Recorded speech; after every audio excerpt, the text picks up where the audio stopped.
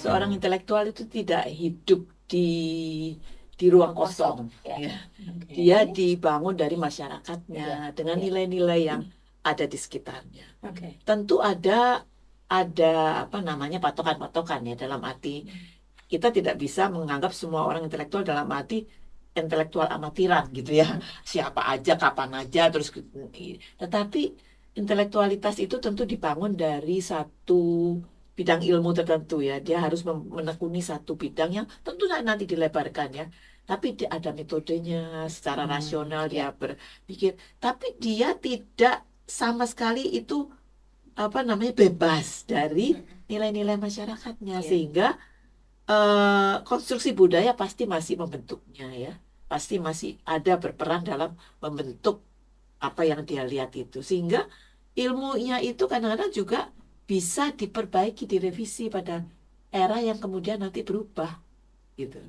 Ketika zaman misalnya orang mengatakan bahwa wah yang jadi pusat itu adalah matahari, bumi misalnya gitu ya. Yang jadi pusat itu adalah bumi, maka semua pengetahuan seakan-akan mengukuhkan itu gitu ya.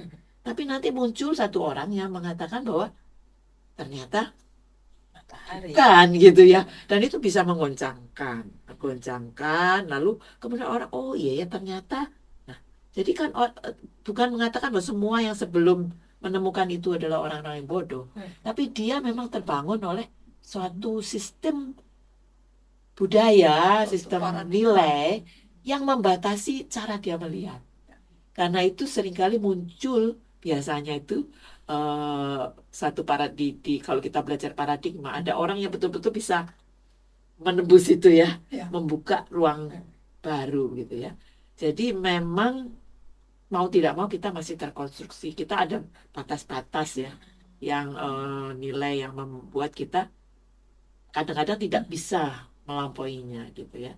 Nah justru kita memerlukan ini tadi kemampuan-kemampuan untuk terus mengasah itu, sehingga kemapanan ilmu pengetahuan itu bisa kita lomba dan kita kritisi itu karena memang kita tidak bisa lepas dari apa yang sudah diajarkan. Nilai-nilai itu kadang-kadang membuat kita jadi semacam ada batas gitu ya.